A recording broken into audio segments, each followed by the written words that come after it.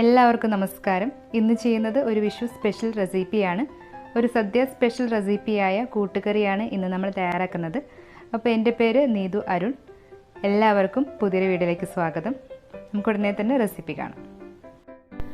കൂട്ടുകറി തയ്യാറാക്കാനായിട്ട് ഇവിടെ ഒരു മൺചട്ടിയാണ് എടുത്തിരിക്കുന്നത്. ചൂടുകട്ടിയുള്ള ഏതൊരു പാത്രവും നമുക്ക് കൂട്ടുകറി തയ്യാറാക്കാനായിട്ട് എടുക്കാവുന്നതാണ്. ആദ്യം തന്നെ നമുക്ക് പച്ചക്കറികളൊന്ന് വേവിച്ചെടുക്കണം. അതിനായിട്ട് ഇവിടെ 1 കപ്പ് അളവിൽ ചെറുതായി അരിഞ്ഞ ചേനയും കൂടെ തന്നെ 1 കപ്പ് അളവിൽ നേന്ത്രക്കായയും എടുത്തിട്ടുണ്ട്. ഒപ്പം തന്നെ ഇതേ അളവിൽ വെള്ളരിക്കയും എടുത്തിട്ടുണ്ട്. വെള്ളരിക്കയ്ക്ക് പകരമായിട്ട് കുമ്പളങ്ങ എടുത്താലും മതിയാവും. ഇനി ഈ പച്ചക്കറികൾ എല്ലാം ഇല്ലെങ്കിലും ഇതിൽ ഏതെങ്കിലും 2 പച്ചക്കറികൾ മാത്രം ചേർത്ത് നമുക്ക് കൂട്ടുകറി തയ്യാറാക്കാവുന്നതാണ്. ഇനി ഇതിലേക്ക് നമുക്ക് 1/2 ടീസ്പൂൺ മഞ്ഞൾപ്പൊടിയും 2 ടീസ്പൂൺ എരിവുള്ള മുളക് പൊടിയും 2 ടീസ്പൂൺ കുരുമുളക് പൊടിയും കൂടി ചേർത്ത് കൊടുക്കാം. കുരുമുളക് പൊടി വീട്ടിൽ പൊടിച്ചെടുത്തതാണ്. നമ്മളിവിടെ എളുപ്പത്തിനായി കുരുമുളകിൻ്റെയും മുളകിൻ്റെയും പൊടികളാണ് ചേർക്കുന്നത്. ട്രഡീഷണൽ രീതിയിൽ തയ്യാറാക്കുമ്പോൾ കുരുമുളകും വറ്റൽമുളകും ഒന്ന് വറുത്ത് പൊടിച്ചാണ് ഇതിലേക്ക് ചേർക്കുന്നത്. അങ്ങനെ വറുത്ത് പൊടിച്ച് ചേർക്കുമ്പോൾ 7-8 വറ്റൽമുളകും 2 ടീസ്പൂൺ കുരുമുളകും ഒന്ന് വറുത്ത് പൊടിച്ചെടുത്തിട്ട് പച്ചക്കറികൾ ഒന്ന് വെന്തതിന് ശേഷം ചേർത്താലും മതിയാവും. ഇനി ഇതിലേക്ക് നമുക്ക് 1/2 ടീസ്പൂൺ ഉപ്പും 1/2 കപ്പ് വെള്ളവും കൂടി ചേർത്ത് കൊടുക്കാം. ഇവിടെ ഇപ്പോൾ എല്ലാ പച്ചക്കറികളും ഏകദേശം ഒരേ വേവായതുകൊണ്ടാണ് എല്ലാം ഒരുമിച്ച് ചേർത്തത്. നമ്മുടെ കയ്യിലുള്ള പച്ചക്കറികൾ അധികം മൂക്കാത്ത വേവ് കുറഞ്ഞതാണെങ്കിൽ വേവ് കൂടിയ പച്ചക്കറി ആദ്യം ചേർത്തിട്ട് കുഴഞ്ഞു പോവാതിരിക്കാനായിട്ട് ബാക്കിയുള്ളവ പിന്നീട് ചേർത്താലും മതിയാവും. പച്ചക്കറികൾ ഒന്ന് മുങ്ങിക്കിടക്കുന്ന വിധത്തിൽ വെള്ളം ഒഴിച്ചിട്ട് എല്ലാം ഒന്ന് ഇളക്കി യോജിപ്പിച്ചെടുത്ത ശേഷം ഇതിലേക്ക് കുറച്ച് കറിവേപ്പില കൂടി ചേർത്ത് കൊടുക്കാം. ഇനി നമുക്ക് സ്റ്റൗ ഓൺ ചെയ്ത് ഫ്ലെയിം കൂട്ടി വെച്ച് ഇതൊന്ന് തിളച്ചതിന് ശേഷം ഫ്ലെയിം കുറച്ച് വെച്ച് മൂടി വെച്ച് പച്ചക്കറികളൊന്ന് വേവിച്ചെടുക്കാം. പച്ചക്കറികൾ ഒന്ന് വെന്ത് കിട്ടുമ്പോഴേക്കും നമുക്ക് കൂട്ടുകറിയിലേക്ക് ആവശ്യമായ തേങ്ങ ഒന്ന് വറുത്തെടുക്കണം.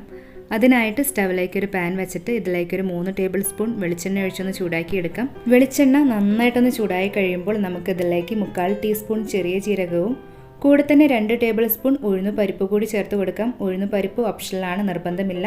ഉഴുന്നുപരിപ്പ് ചേർത്തിട്ട് മീഡിയം ഫ്ലെയിമിൽ 1-2 മിനിറ്റ് വഴറ്റി ഉഴുന്നുപരിപ്പ് ഇതുപോലെ ഒരു ലൈറ്റ് ബ്രൗൺ നിറമാവുമ്പോൾ നമുക്ക് ഇതിലേക്ക് ഇനി തേങ്ങ ചേർത്ത് കൊടുക്കാം. കൂട്ടുകറിയിലേക്ക് തേങ്ങ കുറച്ചധികം ചേർക്കും. അതുകൊണ്ട് ഒരു മീഡിയം സൈസുള്ള തേങ്ങ മൊത്തമായി ചിരകി എടുത്തിട്ട് അത് മിക്സിയിലിട്ടൊന്ന് ചതച്ചെടുത്തിട്ടുണ്ട്.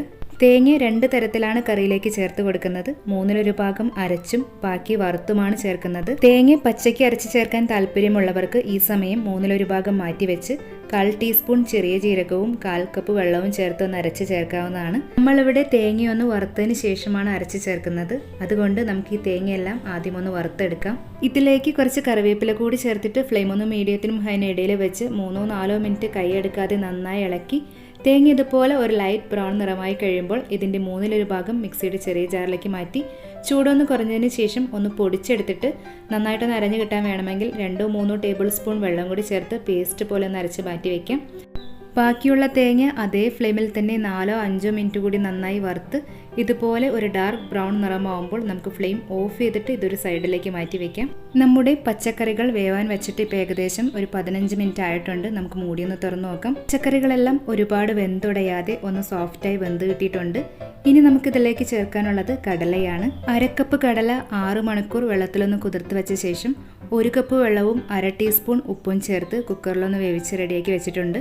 ഈ കടല നമുക്ക് കടല വേവിച്ച വെള്ളത്തോടുകൂടി തന്നെ ഇതിലേക്ക് ചേർത്ത് കൊടുക്കാം. ഇനി നമുക്ക് ഇതിലേക്ക് 2 ടേബിൾ സ്പൂൺ പൊടിച്ച ശർക്കര ചേർത്ത് കൊടുക്കാം. സാധാരണ സദ്യ സ്റ്റൈൽ കൂട്ടുകറിയിൽ ഇതുപോലെ ശർക്കര ചേർക്കാറുണ്ട്. ശർക്കര ചേർത്തിട്ടുള്ള കറിയുടെ മധുരം ഇഷ്ടമില്ലാത്തവർക്ക് ശർക്കര ഒഴിവാക്കാവുന്നതാണ്.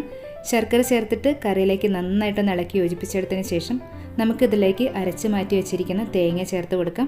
തേങ്ങ ചേർത്തിട്ട് കൂടെ തന്നെ തേങ്ങ അരച്ച മിക്സിയിൽ ഒരു 1/4 കപ്പ് വെള്ളം കൂടി ചേർത്ത് ഒന്ന് കറക്കി ഇതിലേക്ക് ചേർത്ത് കൊടുത്തിട്ടുണ്ട്. ഇനി നമുക്ക് എല്ലാം ഒന്ന് ഇളക്കി യോജിപ്പിച്ചെടുത്തതിന് ശേഷം ഇതിൻ്റെ ഉപ്പൊന്ന് ചെക്ക് ചെയ്യാം. ഇവിടെ ഇപ്പോൾ ഉപ്പ് കുറച്ച് കുറവായതുകൊണ്ട് ഒരു 1/4 ടീസ്പൂൺ ഉപ്പ് കൂടി ചേർത്ത് ഒന്ന് ഇളക്കി യോജിപ്പിച്ചെടുക്കുന്നുണ്ട്. ഇനി നമുക്ക് തേങ്ങയുടെ പച്ചമണമെല്ലാം മാറി കടലയും പച്ചക്കറികളും മസാലയിലേക്കൊന്ന് യോജിച്ച് കറിയൊന്ന് കുറുക്കി കിട്ടാൻ വേണ്ടിയിട്ട് മീഡിയം ഫ്ലെയിമിൽ 2-3 മിനിറ്റ് ഒന്ന് തിളപ്പിച്ച് വേവിച്ചെടുക്കാം. ഇപ്പോൾ ഏകദേശം ഒരു 3 മിനിറ്റ് നന്നായി തിളച്ച് കറിയൊന്ന് പാകമായി കിട്ടിയിട്ടുണ്ട്. ഇനി നമുക്ക് ഇതിലേക്ക് വറുത്ത് മാറ്റി വെച്ചിരിക്കുന്ന തേങ്ങ ചേർത്ത് കൊടുക്കാം. തേങ്ങ ചേർത്തിട്ട് കറിയിലേക്ക് നന്നായിട്ടൊന്ന് ഇളക്കി യോജിപ്പിച്ചെടുത്തതിന് ശേഷം മീഡിയം ഫ്ലെയിമിൽ 1-2 മിനിറ്റ് തേങ്ങ കറിയിലേക്കൊന്ന് യോജിച്ച് കിട്ടാൻ വേണ്ടിയിട്ട് ഇതുപോലെ ഒന്ന് ഇളക്കി വേവിച്ചെടുക്കാം. വെള്ളം എല്ലാം വറ്റിച്ചെടുക്കാതെ കുറച്ചൊന്ന് കുറുകി കഴിയുമ്പോഴേക്കും നമുക്ക് ഫ്ലെയിം ഓഫ് ചെയ്യാം. മൺചട്ടി ആയതുകൊണ്ട് തന്നെ കുറച്ച് കഴിയുമ്പോഴേക്കും ഒന്ന് ഡ്രൈ ആയി കിട്ടിക്കോളും. കറി തയ്യാറായതിനു ശേഷം ഇതുപോലെ ഒന്ന് അമർത്തി മൂടി വെച്ചിട്ട് കുറച്ചൊന്ന് തണുത്തതിന് ശേഷം സെർവ് ചെയ്യുന്നതായിരിക്കും നല്ലത്. അപ്പോൾ നമ്മുടെ സദ്യ സ്റ്റൈൽ കൂട്ടുകറി ഇവിടെ റെഡി ആയിട്ടുണ്ട്. കൂട്ടുകറിയുടെ റെസിപ്പി ഇഷ്ടമായെങ്കിൽ നിങ്ങളുടെ വിലയേറിയ അഭിപ്രായങ്ങളും നിർദ്ദേശങ്ങളും കമൻറ്റ് ചെയ്യാൻ മറക്കരുത്.